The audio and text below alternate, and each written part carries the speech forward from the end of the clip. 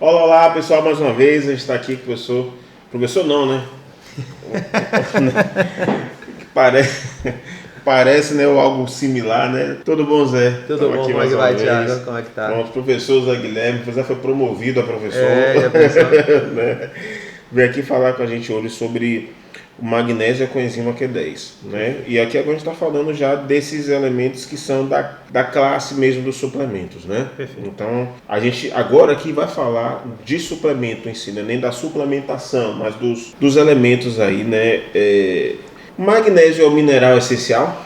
O magnésio é fundamental para a nossa saúde, tá? Sem magnésio você não vive. A gente tem uma série de funções que são importantíssimas no nosso corpo relacionadas ao magnésio. Então, controle da pressão, parte neurológica, ele tem relação com o funcionamento tiroidiano. O magnésio ele é muito importante para uma série de funções, eu diria centenas de funções no nosso corpo.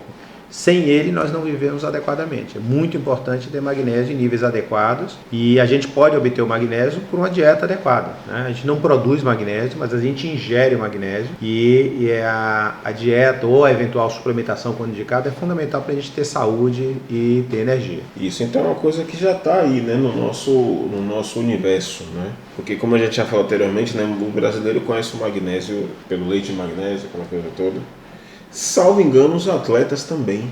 Para o pessoal da ginástica, aquele pó que colocam na mão, parece que o magnésio em pó, não sei que magnésio é aquele. Ali é mineral exclusivamente, é só para melhorar a Aderência, né? Tem essa questão aí, tá? E, assim, a gente já falou, né, que eles têm uma participação em mais de 200 operações e etc, mas quais seriam os alimentos? A gente tem alimentos ricos em magnésio? Todas as folhas verdes escuras têm bastante magnésio, ou deveriam ter bastante magnésio. O que acontece, por exemplo, é que no nosso país a gente tem um solo muito pobre em magnésio.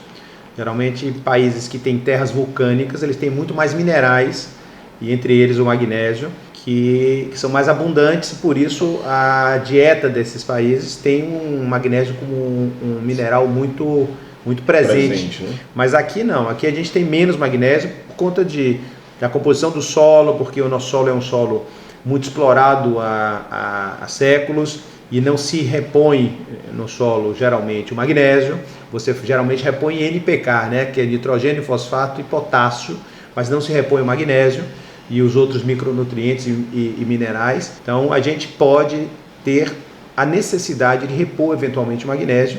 Isso precisa ser avaliado por um médico, por um profissional habilitado, que vai lhe orientar se primeiro existe a necessidade e em existindo a necessidade, qual a melhor formulação para você repor, né?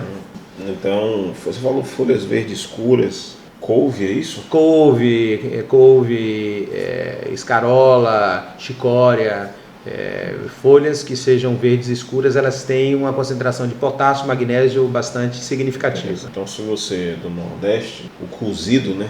É isso aí. Né, que é muito comum as pessoas consumirem a couve. Algumas verduras, algumas frutas também tem. A verdura, qual verdura, por exemplo? A verdura, em geral, você tem abóbora, pode ter. Ah, legal. Tá? Isso. Mais um elemento do cozido aí. O cozido está se revelando é uma saída saudável, né, para muitos brasileiros. Mas aí também a gente tem a outra personagem dessa conversa, que é a coenzima Q10. O que é produzida pela gente também, porque eu sei que é um suplemento, então eu estou entendendo que ela é produzida pelo corpo, por ser um suplemento.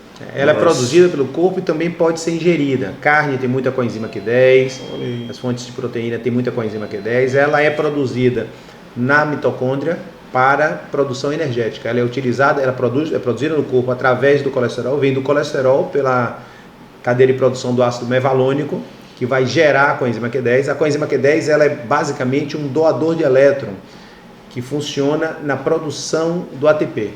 Dentro da mitocôndria, a mitocôndria é uma usina de força da célula, ela é importantíssima para o funcionamento e para a energia da célula e, consequentemente, do nosso corpo. E dentro da produção energética da célula, o mais importante dentro da cadeia respiratória é a produção do ATP, que é o trifosfato de adenosina. Essa substância ela precisa de um elétron. Esse elétron migra na cadeia de produção energética da mitocôndria e quem faz essa doação do elétron é a coenzima Q10. Então, se você tem uma baixa na produção da coenzima Q10, você tem uma deficiência na produção do ATP. e, consequentemente, você tem menos energia, menos força, menos disposição. Isso acontece, por exemplo, em pacientes que têm ou que fazem uso crônico de estatinas, que são aquelas substâncias, aqueles remédios que bloqueiam a produção do colesterol. Consequentemente, você vai diminuir a produção da coenzima Q10. Então, muitos pacientes que têm eventualmente a indicação de usar estatina e têm queixa de fraqueza, dinamia, indisposição, eles se beneficiam da reposição da coenzima Q10, da suplementação da coenzima Q10, porque ele não produz de maneira adequada por conta do uso da medicação. E agora tem um ponto que você está colocando, porque esses elementos... É comum que as pessoas comecem a medicar colesterol ali depois dos 40 anos, mais ou menos isso? A gente tem observado uma questão muito importante, que é a redução cada vez maior dos chamados níveis ideais de colesterol para a população. Isso é uma coisa que é hoje discutida. Alguns profissionais, entre eles eu me incluo, questionam um pouco essa questão de se reduzir o colesterol tão acentuadamente, especialmente em pacientes que não têm manifestação de doença aterosclerótica. O paciente nunca teve infarto, nunca teve angina, nunca teve AVC, não tem doença cardiovascular diagnosticada e tem uma alteração do colesterol. Nesse paciente se dá o remédio do colesterol com o objetivo de reduzir acentuadamente o colesterol.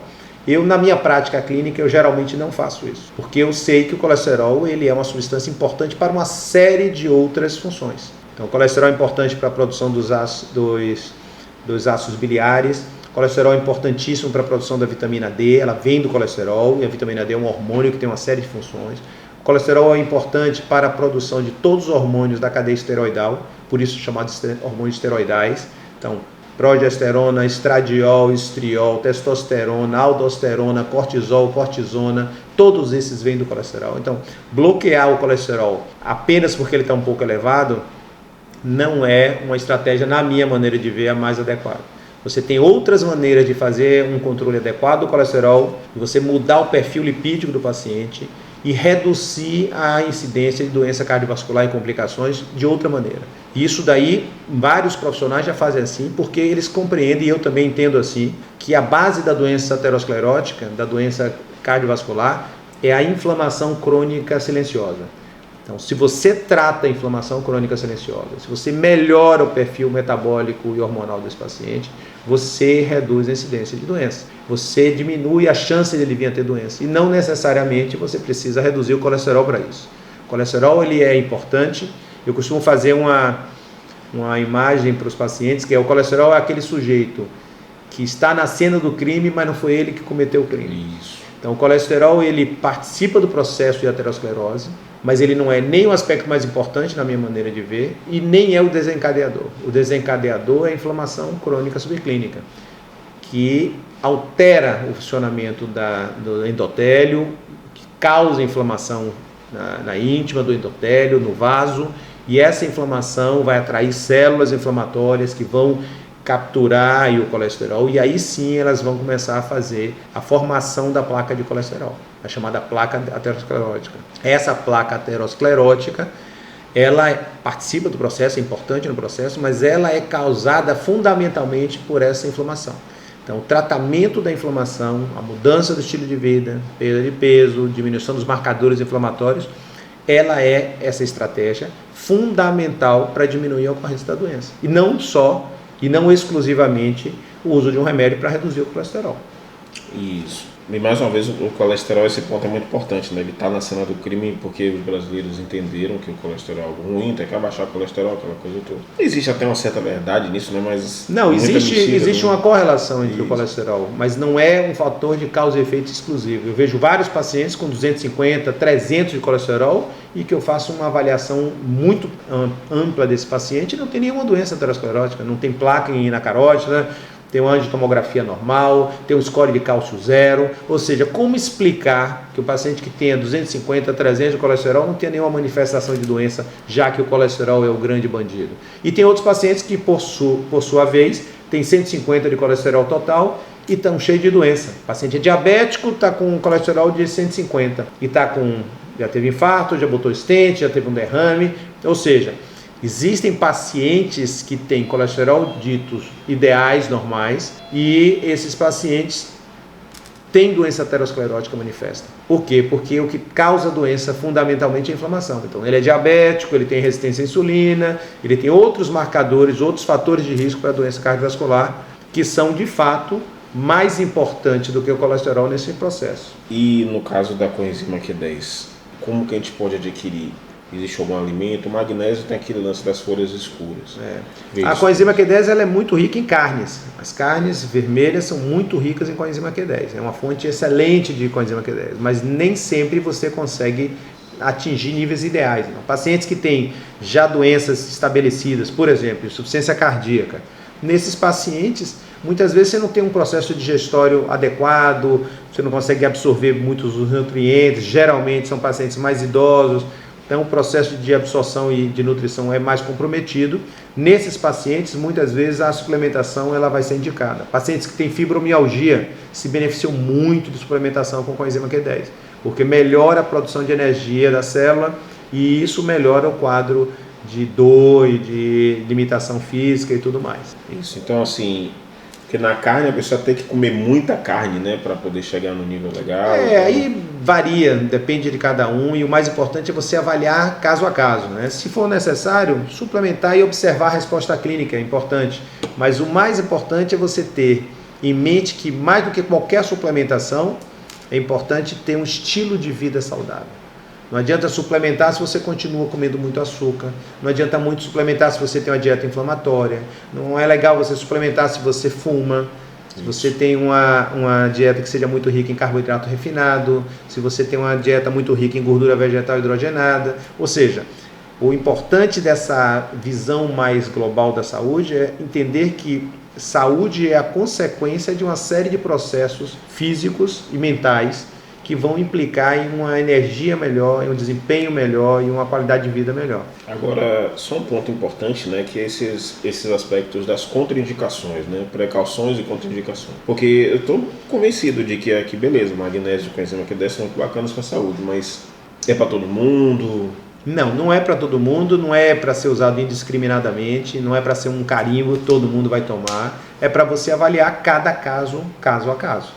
Então, o paciente, às vezes, precisa dosar. A gente sabe que, por exemplo, o magnésio no sangue é 1% do magnésio total.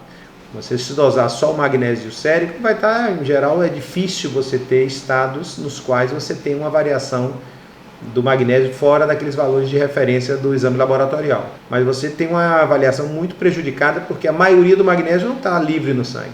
Então, mas você pode ter, por exemplo, se dosar o magnésio eritrocitário, que o magnésio está dentro das hemácias, você tem uma avaliação melhor, porque 35% do magnésio global está dentro das hemácias. Aí você já tem uma visão melhor. Se por outro lado, você além disso, você tem manifestação de que pode estar associada a um magnésio baixo, você pode fazer um teste terapêutico. Por exemplo, o paciente tem hipertensão. Está tomando remédio antihipertensivo, você acha que ele tem uma dieta pobre de magnésio, ele pode ser beneficiado pelo uso de um período de magnésio e você observar. Às vezes você usa o magnésio e a pressão dele começa a cair. O paciente tem alteração do sono. O magnésio tem um efeito sedativo no sistema nervoso central, ajuda nos mecanismos envolvidos no sono. E aí você pode usar o magnésio treonato à noite, antes de dormir, e o paciente começa a melhorar a qualidade do sono. Então existe muito da observação e da avaliação adequada do sintoma. Então, às vezes o paciente tem também obstipação, o intestino funciona mal, você repõe magnésio glicina, começa a melhorar, ou até o próprio cloreto de magnésio também ajuda, dissolvido em água. Então, você tem uma série de estratégias para você avaliar o paciente, ouvir o paciente, individualizar a indicação e orientar o tratamento com acompanhamento. Não é simplesmente, toma isso aqui e vai embora. A gente sabe que existem pacientes que têm contraindicação a usar, por exemplo, paciente que tem insuficiência renal, você não vai repor magnésio, você não vai repor potássio, se não houver uma indicação muito precisa, na maioria das vezes não se indica repor, porque você pode ter hipermagnesemia com as complicações relacionadas a isso, arritmia, bloqueio e tudo mais. Ou seja, é para muitos, mas não é para todo mundo. Para todos, né? E tem que ser individualizado. É isso, gente. Espero mais uma vez que você tenha saído desse podcast aqui mais saudável. Agora a gente falou sobre o magnésio com a enzima Q10, mais faltado aqui para esses dois suplementos e a gente se vê em breve. Tchau, tchau. Um abraço.